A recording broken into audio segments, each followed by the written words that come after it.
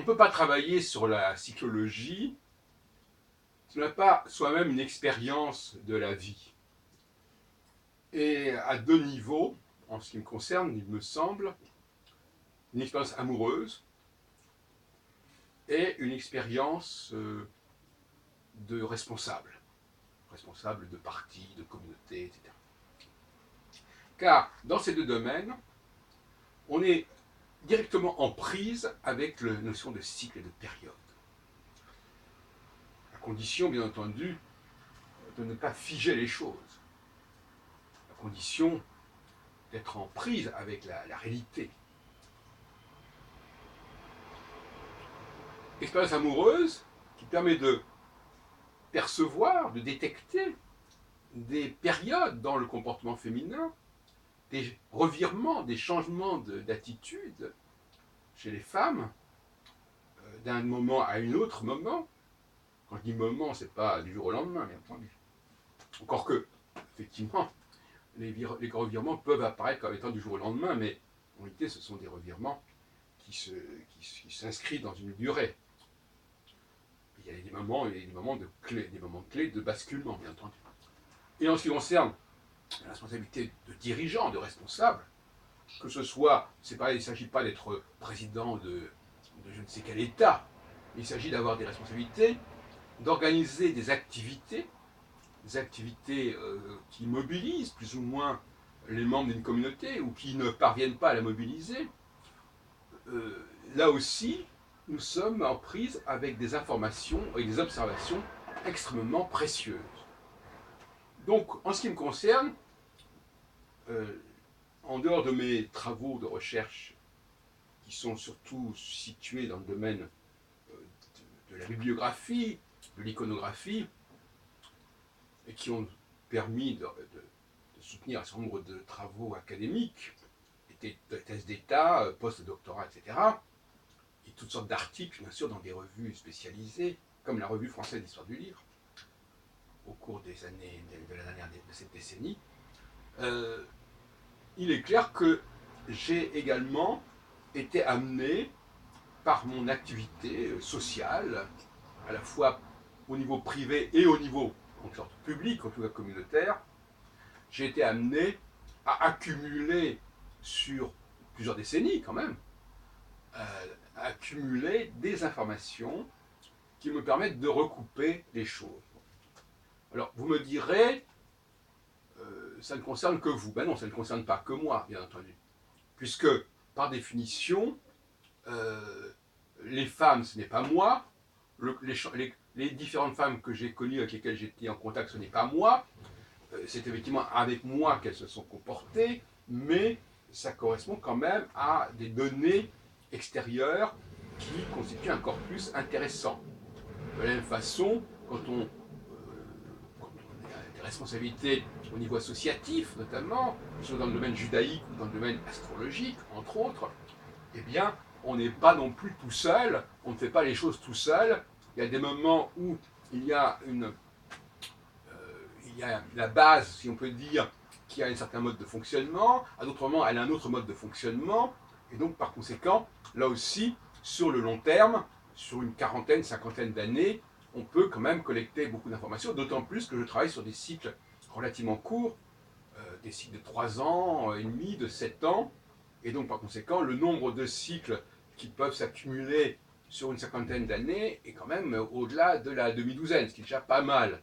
Sans parler, bien entendu, de travaux en parallèle sur des périodes plus anciennes et sur des événements qui me dépassent personnellement, comme par exemple les événements de 2001 ou ceux très récemment de juillet 2016.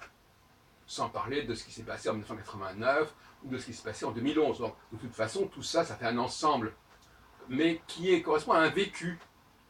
Bon, parce que même si on peut étudier des périodes beaucoup plus anciennes, néanmoins, c'est important de témoigner de ce qu'on a vécu. Donc moi, j'ai commencé par vivre la période de la décolonisation, dans les années 50-60, quand j'étais vraiment très jeune. Et puis, il y a d'autres empires qui se sont démantelés, qui se sont écroulés. ou qui se sont formés d'ailleurs, dans certaines mesures. J'avais une dizaine d'années lors du traité de Rome, etc. Bon. Donc, il y a des choses de cet ordre-là, une événementialité qui existe et qui m'interroge et qui m'interpelle, mais avec une sorte de volonté de créer des parallèles avec, de point de vue, on pourrait dire fractal, avec des expériences plus limitées, plus modestes, mais qui présentent le même profil en quelque sorte, et qui présentent surtout le même rythme, la même périodicité. Voilà, donc, alors je ne sais pas, je pense à Raymond Aron, parce qu'on a beaucoup parlé de Raymond Aron ce matin sur France Culture, et même toute cette semaine. Je ne sais pas quelle a été l'expérience de Raymond Aron en termes de responsable de communauté, d'association, et non plus quelle a été son expérience amoureuse. Et je pense que c'est peut-être ce qui. Bon, je n'en sais rien, mais en tout cas, la notion de cyclicité chez Aron ne me paraît pas absolument flagrante, et c'est tout à fait la faille de son travail, si on peut dire. Cela dit, j'ai beaucoup d'admiration pour un certain nombre de propos que j'ai pu entendre ce matin, bien que déjà Raymond Aron, j'ai connu son œuvre à Assas en 65-66, au cours notamment de sociologie politique, dont la chaire était attribuée à Maurice Desvergers, mais qui avait des assistants tout à fait remarquables. D'ailleurs, j'ai donné 2 exposés dans le cadre de séminaires organisés par un de ses assistants, je crois qu'il s'appelait Éric Thomas, je ne me souviens plus très bien, dans un des grands amphithéâtres, enfin dans des amphithéâtres de Paris, de Assas. J'étais un peu, ça a été ma première expérience de conférence, alors que j'avais à l'époque 18 ans, 18-19 ans, et, ou même moins, et puisque je suis né en mois de décembre, et donc j'avais pas encore 18 ans quand je suis entré à Assas. Et donc, je pense que j'ai dû être imprégné quelque part, mais je ne peux pas l'affirmer de façon absolue. En tout cas, j'ai baigné dans l'histoire des idées politiques, de la sociologie politique, etc., très jeune, et ça m'a certainement imprégné, et je m'en aperçois aujourd'hui à quel point ça fait partie de mon bagage et de mon mental, si on peut dire. Bon, cela dit, ce que dit Aron sur l'État m'intéresse beaucoup, sur l'Empire, et je me demande parfois si certains ne font pas des contresens sur ces propos. D'après ce que je viens d'entendre sur France Culture, je ne suis pas très rassuré.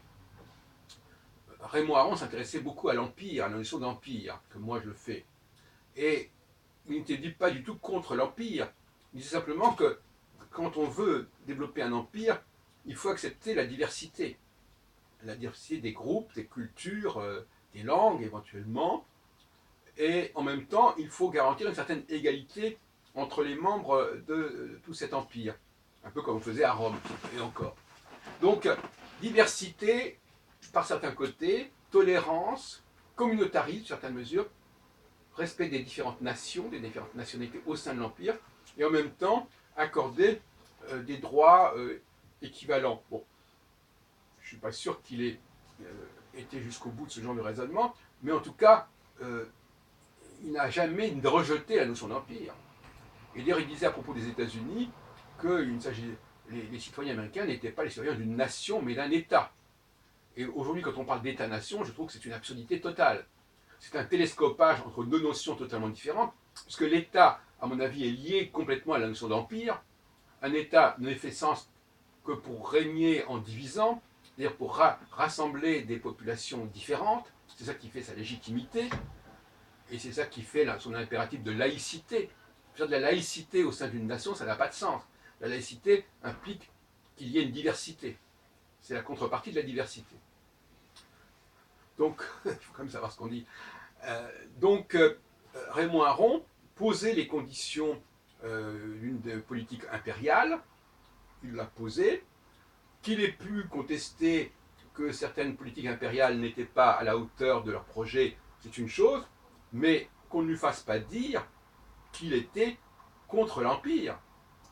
Il était contre une certaine politique qui était menée dans ce cadre-là, à l'époque où il y avait bien sûr la fin de l'Empire colonial français, de l'Union française, et Raymond Aron voulait maintenir cette Union française, du moins jusqu'à un certain moment, Union française, cet empire français, qui ont eu nom, tout comme l'Union européenne est une sorte d'empire, bien évidemment. Bon, donc, oui, le nom de Raymond Aron, qui est juif, comme de grands sociologues, comme Durkheim, comme Lévi-Strauss, comme Marcel Mauss, etc., ça montre bien, si vous voulez, moi je me mets un peu dans cette lignée, si vous permettez, que les juifs ont un sens aigu du fonctionnement des sociétés. Et ça tient à quoi? Eh bien, à mon avis, à une espèce d'atavisme qui fait que le peuple hébreu est un peuple qui a probablement des racines très anciennes dans l'histoire de l'humanité, beaucoup plus anciennes encore que ce qu'on veut bien le dire, et que par conséquent, il est en phase avec les problématiques organisationnelles des sociétés extrêmement éloignées de notre époque. Et j'ai toujours pensé que le salut ne venait pas d'une projection vers l'avenir, utopique plus ou moins, mais au contraire d'une reconstitution des structures anciennes, des systèmes anciens, que ce soit sur le plan linguistique, que ce soit sur le plan social. Il faut essayer de retrouver la clé, la cohérence des systèmes que les sociétés humaines ont élaborés dans un passé très ancien. Et ça demande un art particulier, un feeling particulier, une sorte de capacité à se ressourcer dans un passé originel. Et il semblerait que les Juifs aient cette vertu qui est finalement très précieuse.